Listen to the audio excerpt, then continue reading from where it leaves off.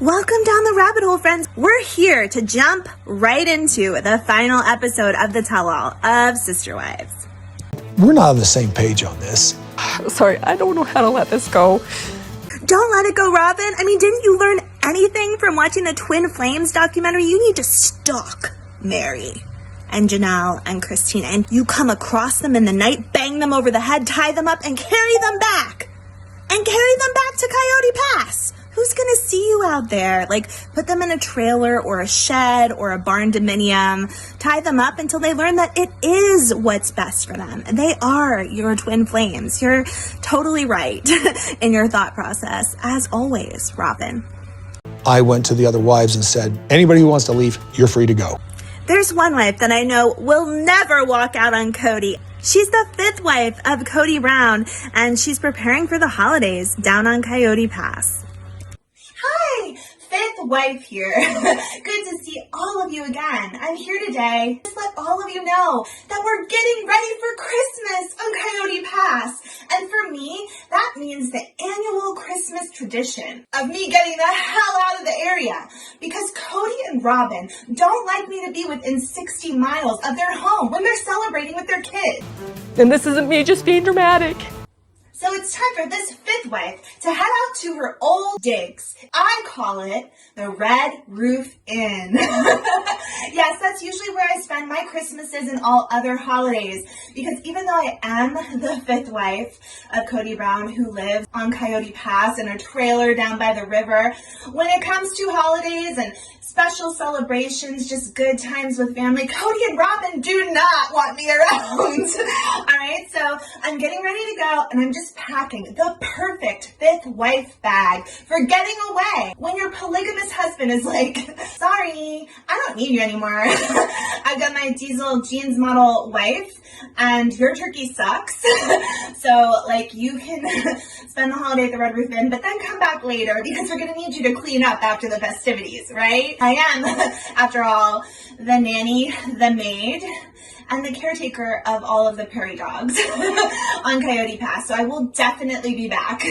This is not the end for me. All right, so this beautiful pink bag is the perfect weekend getaway bag to hold your Plexus pink drink, which I carry with me at all times. And you know I got this from Maddie, Janelle, or Christine. If you want to lose weight and be perfectly healthy and beautiful like any of them, you just have to drink 5 of these drinks a day, plus maybe use some Ozempic, if you know what I mean. But this really helps. And I love that this stylish weekender bag has the perfect pink drink pocket on the side. But what else could I possibly fit in this amazingly sporty, large, and stylish weekender bag? Come on in, and I'll show you. First and foremost, I just want to share with all of you that I never go anywhere without bringing my classic Rice Krispie recipe. No, it's not Mary's recipe. It's 5 times better. I take it everywhere with me, and this bag fits my pan of Rice Krispie treats just perfectly. But I'm going to let you guys in on a little secret.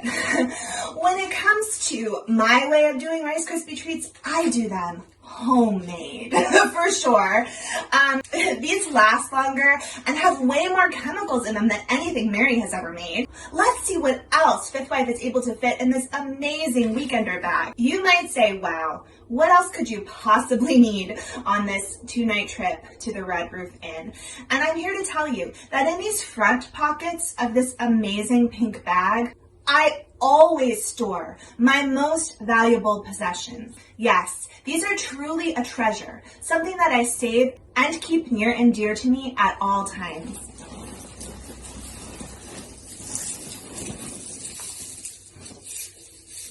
Yes, take a look. These are the many necklaces that went unsold from my sister wives' closet. Robin gave them all to me because they were in a big tangle in the back of her real closet. And she needs me to try to untangle them and eventually sell them to someone so we can get some of our money back that we wasted away on that.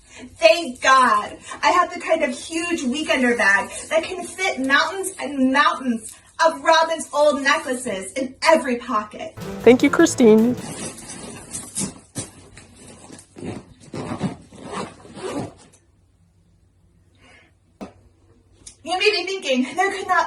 possibly be anything else in that bag, Katie Rabbit Brown. But I'm here to tell you, we're not done, friends. This is truly something that I don't share with many people. But it's very important to me. I would never leave it at home in the trailer, especially because, I mean, we have had many people break in and leave like pipes and stuff around. So I can't trust who's coming in and out of there. It might have been Kody and Robin, I'm not sure. I have no proof of that, but it's very important to me to take the things that I know are extremely valuable with me anywhere I go. And I do keep them in the bag. Even in my car when I go grocery shopping, I take this pink bag with me, and I know that everything I value the very most is safe, and that's important to me. So guys, I'm going to share something with you that I know if you're a true Sister Wives fan, you will understand. This is a very important box.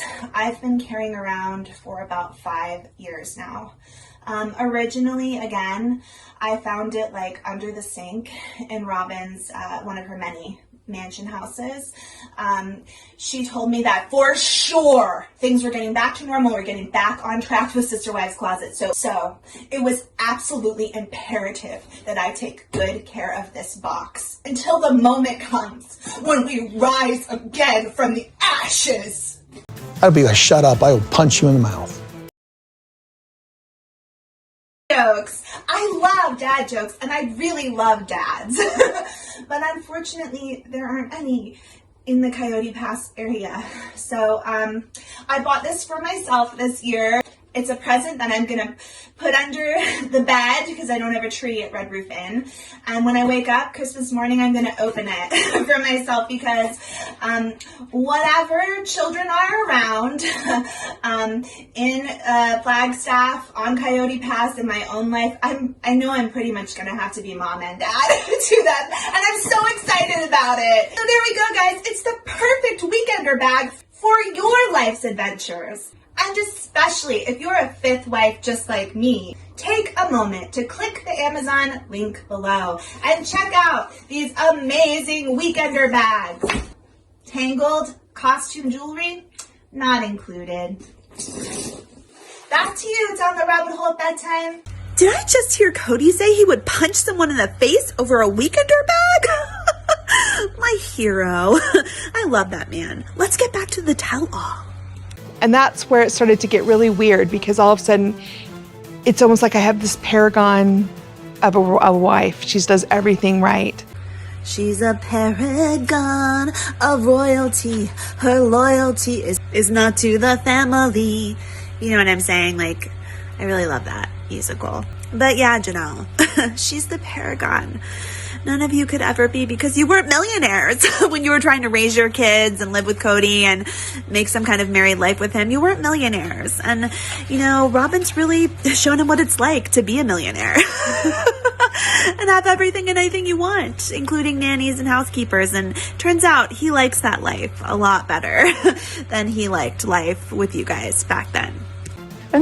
So I'm engaged. I'm getting married to the love of my life. Can you show off that ring? Yes. And this is the feel-good part of the episode. I'm so happy for Christine, and look at her ring. She's glowing. Her ring is glowing. If you need some sunglasses for that, check out my links on my videos. But yeah, I couldn't be happier for Christine really finding her path in life, finding someone to grow old with, finding someone to help father her children, because I think they really need that right now. Unfortunately, Kody is not there for them in the ways I think all of us would hope our husband would be once our kids become adults. So she needed someone to be there, and I'm so glad for her and David, and we're going to be seeing the wedding soon. So I'm really excited about that.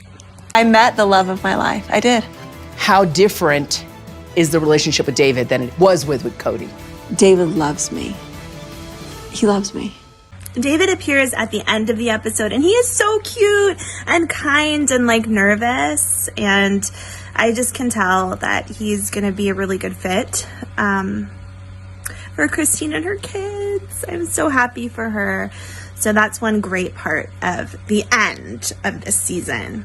I have hope that I will find somebody to share my life with, yeah. Have you met her?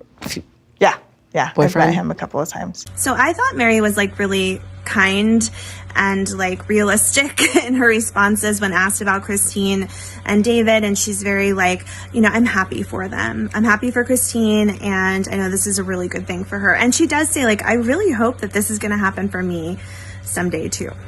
Yeah, he seems nice. I haven't really gotten to know him, but I've met him a couple of times. What do you think about them getting married? I'm excited for them. She's got a ring on it. Yeah, she does.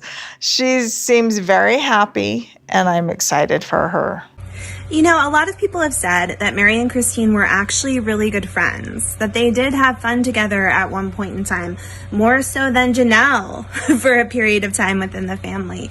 So I would love to go backwards. I'd love to see what had happened before and get the real on everything.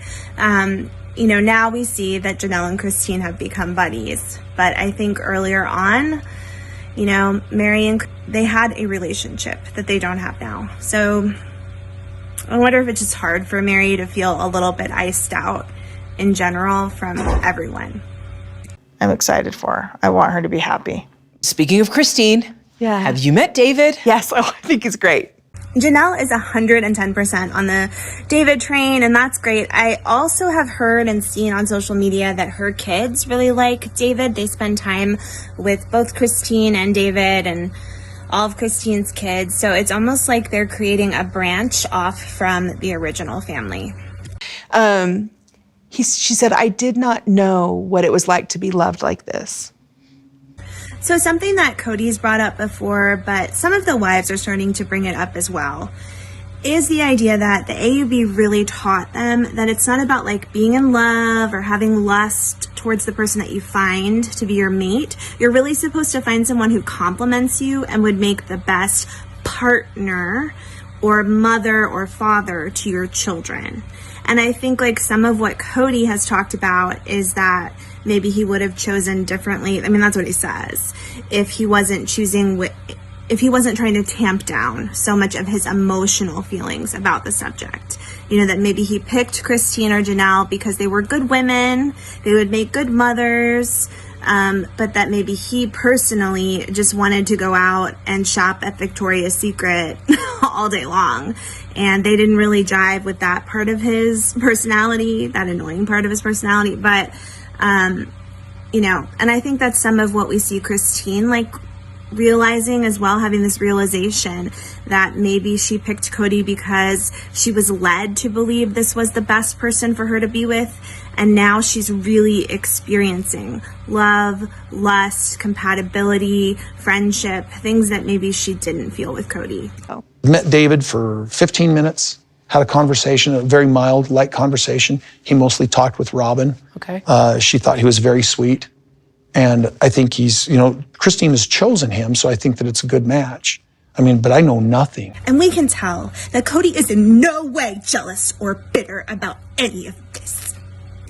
It was an uncomfortable life with her when we were in Las Vegas, got a little worse in Flagstaff, and she says she's going to leave. And I never wanted that to happen. Right. So it started in Vegas. When Robin fully entered the family, you guys got the homes and you started living predominantly with Robin. And you thought that everyone should just be like, whatever, too bad, whatever Kody wants and needs, like, go for it, dude. And some of the other women, they didn't like it. They didn't like it that way. They didn't feel like they had a partner. And now you're like, F all them.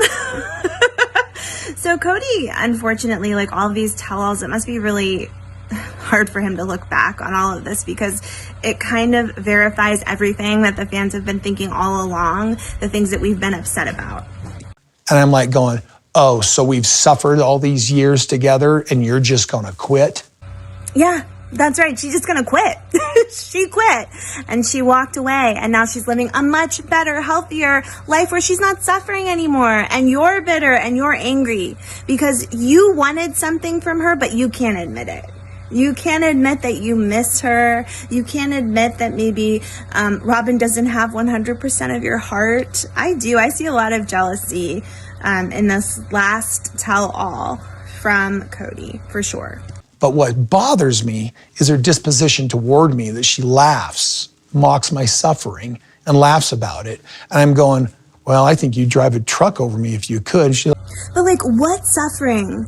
That's what I don't understand. Like, what is he suffering from? I don't see him taking responsibility, taking care of the kids, suffering financially. I don't see him actually having to deal with much of anything in his life. I see him like soldiering ahead, doing what he wants, picking up new friends and women as he goes throughout life, moving on from people easily, leaving the kids behind. Like, in what way is he suffering? And also, like, when you're the parent, shouldn't it be more about what's happening to your family, your kids? Are your kids suffering from all of this? Because it definitely sounds like they are, from all of their many YouTube channels, Patreons, the way that they've spoken out and said, like, I don't even have a father in my life anymore, and it's really sad. I mean, that's what should be addressed, not Kody Brown's, a 50-plus something-year-old man's suffering. oh, no, I wouldn't, ha. But your suffering, I enjoy. And it just pisses me off. She's just kind of teasing, pushing buttons. And again, my question would be like, where are the kids in all of this? Like, do you have any concern about the kids? You keep going on about your suffering, your problems. She did this to me. I don't like this. Where are all the children that you're supposed to be helping to raise? Like, that is the big question here. I mean, she left because you are with another woman and she doesn't want to live that way anymore. Get over it and figure out how to take care of your kids. Your kids are suffering. Again, let me say it louder. Your kids are suffering. Being the mean girl. Was it hard for you to see there that she was happy in that moment, in that clip? She's happy. No, she's not happy. She's mean. There's a difference. I know her. She's sure she's happy. She's mocking everything about my pain. Again, we're getting a version of Kody where like everything revolves around him in his mind. It's all about him. Whether or not like Christine was being mean, maybe she was being mean. Like, of course you may act that way when you're at the end of a marriage and like you've been through hell with a person over many, many years. So I can understand her maybe being like, laughing a little bit, being a little bit like gloating over the situation. Like, good for her. About anything that I've gone through. She's mocking it. If I trip and fall, and like she laughs out loud, she thinks that stuff's funny. Okay. I have tripped, I have fallen. This has literally unraveled my family and destroyed all of my dreams. But how are you even a part of Christine's family before? That's my question, because all of the kids are saying you were never around. You were never there. You were not involved. You were totally absent during COVID. You basically were acting like, you know what? All of you can die. Go die. Robin and her kids and I, we're up in this mansion house. We've got a moat around our house and we're going to be okay. Do not come and visit us. That's what you acted like. You're disgusting. I mean, I can't even pretend at this point. It's absolutely gross for him to try to call Christine out or any of the other wives out when he was absent. He was not helping. He was not involved. No, he wasn't. And that's not what most people are not willing to accept that from a partner. Hence the meaning of partner, where you actually work together, like to accomplish something. And she's riding off into the sunset to a happier life. And I'm sitting here not picking up the pieces, but just in the place where I'm going, well, I guess I've got to figure out how my life looks. Who cares? And what do you even mean, like, what your life looks like? You're still a dad. You still have, 18 kids? Like, get off your ass, start calling them, talking to them, repairing the relationships, being there for them, attending holidays where they live, instead of spending every second of your day holed up in a house with Robin. Robin, who has severe anxiety. I was looking back over like the prior seasons and I was able to find like some examples of Robin actually having like the same panic attacks that she claims like her daughters have, and we've seen them on screen as well. And I just feel like it lends credence to the idea that Robin was probably the one who's like, we have to stay inside of the house and never leave during COVID, like panicking all the time, probably making her kids panic. And then Kody started panicking, and now they just live like totally isolated in their house, except when they go out to party. And it seems like they go out an awful lot to spend money, to party, and to do things with Robin's kids. So what about your other children? What about the other people that you have commitments to? If you've decided not to do anything further with them in your life, then I have no sympathy or empathy for your suffering. It's just a load of BS, and it's really hard to hear it from this man who has everything. You know, has a big, beautiful home, has plenty of money, has cars that he wants, has lots of children, has a bunch of women who have supported him year after year after year, has a starring TV show, you know, a very popular TV show. It's like that's really when you can be like, smallest little violin playing for you, Kody. Like, what do you mean you're suffering? It's a bunch of silliness. No, because that's all my fault for marrying a woman I didn't love. Ouch. No, that's the truth. Okay, and this is where I'm gonna have to stop because I need a break. I need a break from Kody and all of his BS and all of his constant reminders of how much he's suffering. I just can't take it anymore, and it's clear to me that he's jealous, he's resentful, and he wants to take everything out that he can on Christine. Maybe it's also going to be on Janelle as well, but it's never like as fervent towards Janelle as it was to Christine. And it's really frustrating because once again, you moved on, you have another relationship, you have a big, beautiful house, you have a whole life away from Christine before she ever moved on from you. I mean, I do follow some other polygamous men or men that have lived polygamy. I follow them on social media. Many of them have had relationships where a wife or a wife has left them. So it'd be like an ex-wife now, or they've been gone for a while, they've come back. And many times over, they say like, that is her choice. And I've also heard them speak very positively about those former wives. And one person who does that is Moroni Jessup. When he's spoken out a little bit about his relationship and how he and his ex-wife like do still get along, he said like, I attended her wedding to her next husband, you know? And it's like a very much more like normal and respectful way of dealing with someone. Moroni has specifically said, like, even though I'm not with my ex-wife anymore, we still have children that we have to parent together. We made that commitment and we're still holding to it. And Kody seems to blatantly not give a shit about what's going on with his kids. And I can't stand that about him. All right, thank you so much for heading down the rabbit hole with me tonight. I hope you'll join me again tomorrow when we'll head down yet another rabbit hole. Have a great night, guys.